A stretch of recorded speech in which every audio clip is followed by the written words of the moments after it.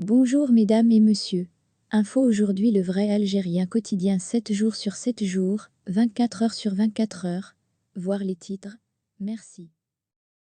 Algérie aujourd'hui, les partis politiques et le pouvoir algérien appelés à faire front commun. Les uns comme les autres, nous sommes tous blessés. Et il n'y a pas l'un d'entre nous.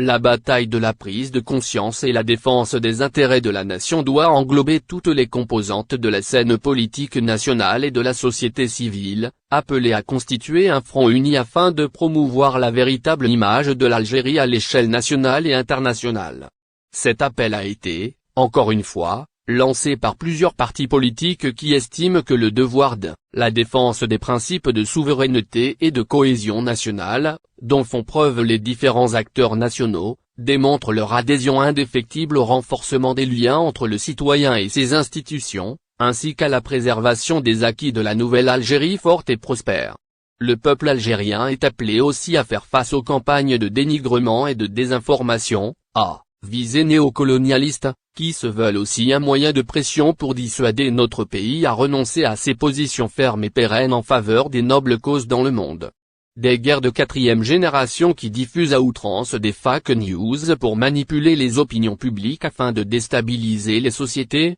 autant de plans macabres concoctés vainement par les ennemis de l'Algérie, à l'instar du Magzen et ses relais en s'attaquant à notre pays et son institution militaire, distillant de fausses informations, dérangés par nos grandes réalisations, l'union sacrée entre notre peuple et notre armée nationale populaire, notre souveraineté et notre liberté de prise de décision. Ceci, au moment où de nombreux acteurs de la scène politique nationale ont mis en garde contre une nouvelle arme employée contre l'Algérie, en l'occurrence des cyberattaques pilotées par des partis connus et d'autres occultes pour déstabiliser l'Algérie et son institution militaire en semant les graines de la méfiance au sein de la société et en entamant la confiance entre le peuple et l'armée. L'objectif est d'affaiblir l'État, en ce sens que l'armée est l'élément de force de tout État. Pour ces mêmes acteurs, le ciblage de l'Algérie, au regard de tous ces éléments de force, est à inscrire dans le modus operandi de groupes tendancieux, internes et externes,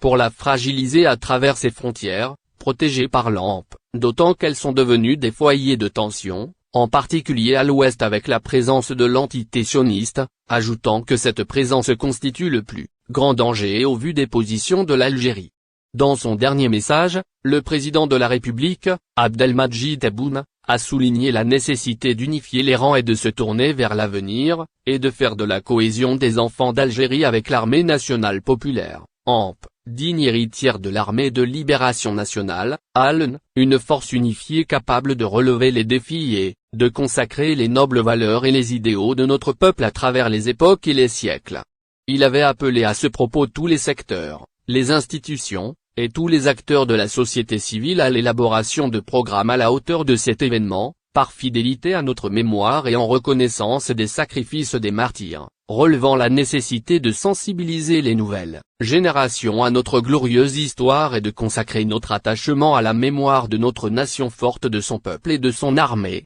L'Algérie s'est lancée vers les perspectives d'édification des institutions de l'État tracées par le président de la République, Abdelmadjid Tebboune, pour l'édification des institutions de l'État sur des bases solides, loin des soupçons et des insuffisances, ont affirmé de nombreux observateurs pour qui la consolidation du front interne constitue la seule et meilleure voie pour mettre en échec toutes les tentatives de déstabilisation du pays et les ingérences étrangères dans ses affaires internes. Des hommes politiques, des parlementaires et des juristes ont appelé à l'impératif de relancer le projet de loi criminalisant la colonisation, tout en veillant au traitement des dossiers en suspens avec la partie française au sujet de la mémoire. Ils ont plaidé pour la récupération des archives nationales et l'indemnisation des victimes des essais nucléaires de la France au Sahara algérien et affirmé que la meilleure réponse au Parlement français était de renforcer le front interne pour faire face à toutes les tentatives ciblant l'Algérie.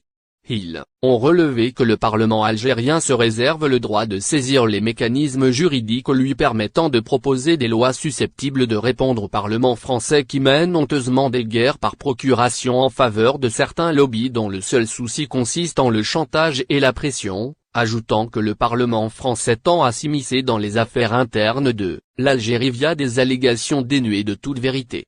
Face aux multiples tentatives de déstabilisation qui guettent le pays ces derniers temps, les forces de l'AMP, habituées à appréhender les risques et menaces venant de tous les coins de nos vastes frontières, sont prêtes à mettre en échec toutes ces tentatives et riposter à toute menace liée au terrorisme, au crime organisé et à la prolifération et la circulation des armes. Les forces de l'armée, qui ne cessent de mettre hors d'état de nuire des éléments terroristes, de procéder à l'arrestation de trafiquants de tout genre et de saisir des marchandises de contrebande et des armes aux frontières, restent à l'affût du moindre bruit qui peut nuire à la stabilité et à la sécurité du pays. Il s'agit d'une nouvelle approche basée sur une doctrine de sécurité forgée selon un schéma de menace d'origine étatique. Récemment, le général de corps d'armée Saïd Changria, chef d'état-major de l'AMP, avait mis en avant l'authenticité du peuple algérien, son attachement indéfectible au symbole de la patrie et sa loyauté envers le message des millions de martyrs. Il s'agit, dira-t-il, d'une réponse forte et claire aux ennemis, d'hier et d'aujourd'hui, ainsi qu'à tous ceux qui se hasardent à mettre en doute l'unité du peuple ou l'amour qu'il porte à sa nation. Le général de corps d'armée a souligné que cette dynamique a grandement contribué à ce que le citoyen algérien retrouve confiance en les institutions de l'État, et l'a poussé à souscrire, avec enthousiasme, à ces chantiers prometteurs. Ces réalisations et cette dynamique ont grandement contribué à ce que le citoyen algérien retrouve confiance en les institutions de l'État, et l'ont poussé à souscrire, avec enthousiasme, à ces chantiers prometteurs. Un citoyen qui est davantage conscient des enjeux internationaux et régionaux actuels et qui discerne plus clairement les complots des guetteurs, et tout ce qui se trame contre son pays dans le secret et à la lumière du jour, a-t-il souligné.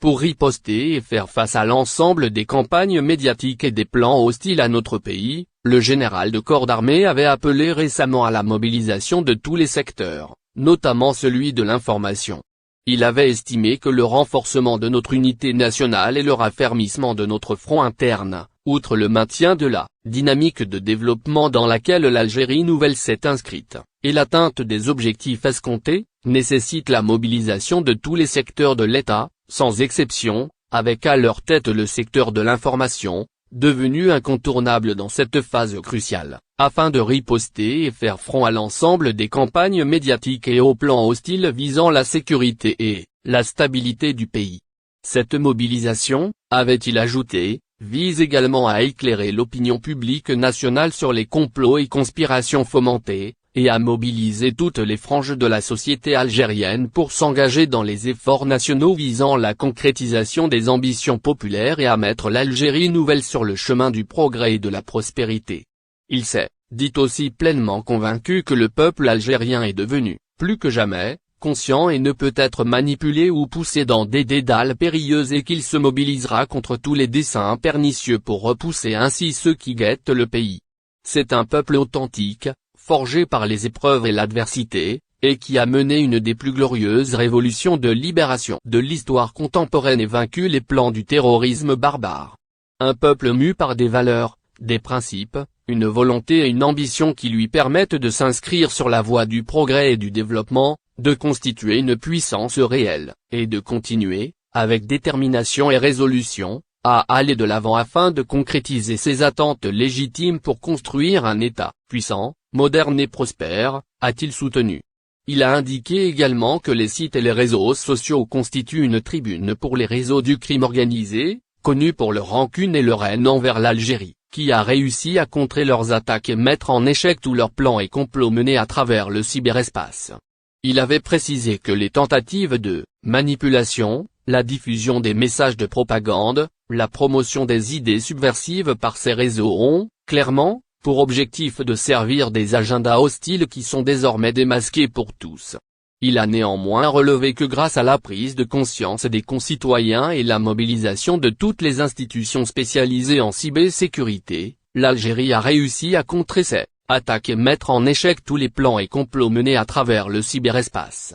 Il faut dire que l'unification des rangs et la consolidation du front interne sont devenues une revendication forte de la société civile afin de contrer l'acharnement piloté par des partis externes pour déstabiliser l'Algérie et ses institutions constitutionnelles et semer les